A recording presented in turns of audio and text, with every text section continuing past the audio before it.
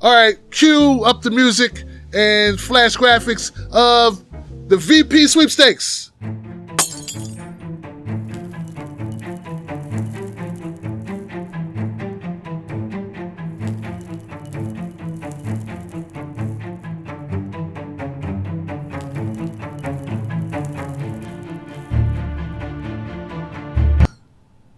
Everybody's on pins and needles trying to figure out who Joe Biden's going to pick as his VP. They're holding raffles, I tell you, raffles. Okay, Slate has been running this. It's called The Surge. It's a weekly edition of The Surge in which we say goodbye to another group of regulars, the vice presidential candidates, and hope to discover a new set of things to regularly rank in your favorite political newsletter. Joe Biden said this week that he will announce his running mate. Okay, fine. Terrific. He did not do that yet. What we have, ladies and gentlemen, Tim Black's Wolfpack, what we have are people that are in the running, right? So let's look at this. Let's look at this. And remember, the question of the day is, does it matter? Does it matter who it may be? In contention, a lot of people have been talking about the possibility of it being none other than America's top cop, most sought after cop, Kamala Harris. Woo! Yay! Miss Mass Incarceration. Miss Fold under pressure. Miss give Steve Mnuchin a pass. Miss prosecute everybody as most repugnantly as possible, even parents of children who miss school. Throw everybody in jail. Build more jails. Be tough as nails. Build more jails. Run to the right of the left, the former left attorney general. Yeah. Bring back the 90s in the 2000s and then blame the 90s for being so draconian. So that's one person they're looking at Kamala Harris, and she is number one. I think she has a really good chance. So Joe Biden said it's gonna be a woman of color because that knocks a couple of people out. Well, it's gonna be a woman, so it knocks a lot of people out, right? And I was hoping it would be somebody like, I don't know, Bernie Sanders. That ain't gonna happen, Johnson. That ain't gonna happen.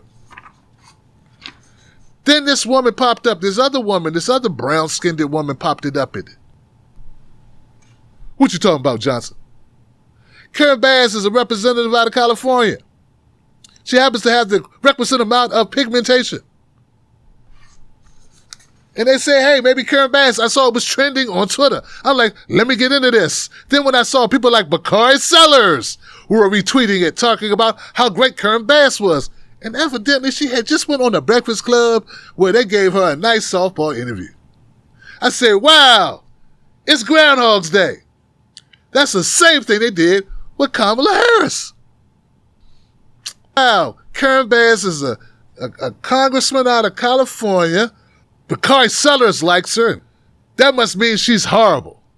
Yeah, that probably means she doesn't support minimum wage increases, wiping out student debt, Green New Deal, Medicare for all, healthcare is a human right. Yeah, legalizing cannabis worldwide, nationwide. Let's start with our country. Hey, she can't stand for those things because there's no way a hack like Bakari Sellers, a hack like Bakari Sellers and many other centrists would be even talking positively about her at all. And they thought for 1 second, one iota, that she would support policies that actually help everybody, especially black people, but help poor people. I mean, there's no way. So I know she doesn't support those policies that we want. And then I saw something. Karen Bass gave some statement or some speech where she endorsed the Church of Scientology. Uh-oh. Karen Bass up here supporting Scientology.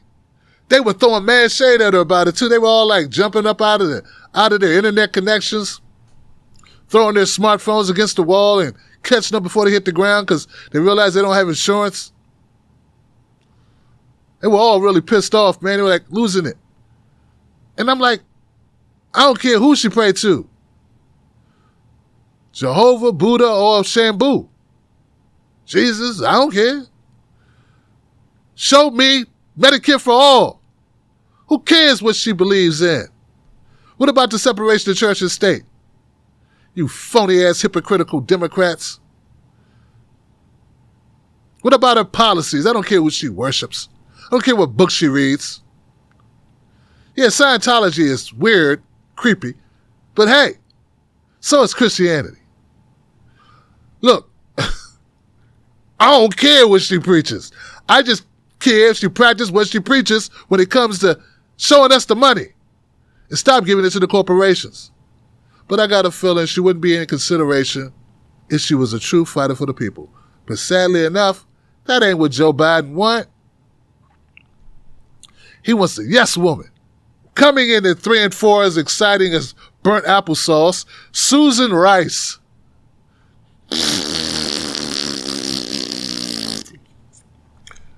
Zero, Tammy Duckworth. I don't have to like you just because you're a vet. You never said anything remotely interesting. And I've checked. Michelle Luan Grisham. Tuna fish is good on crackers. I remember saying, I know that was random, so is her name, and so is she. Who the hell is that? They said a person of color, Michelle Obama. That's the part they got her on the list as a possibility, Johnson. That's on the list. Michelle Obama. Just saying it would be cool to lock up the election with Michelle Obama. So that was part of the list. These are all the women that Joe Biden is considering as VP. And look, I'm not excited about any of them. I mean, to me, Senator Nina Turner is an option. It's an easy go-to. It's the way to go. Of course, you know, her saying that voting for Joe Biden was like being forced to eat a bowl of shit. I mean, that may have hurt her chances.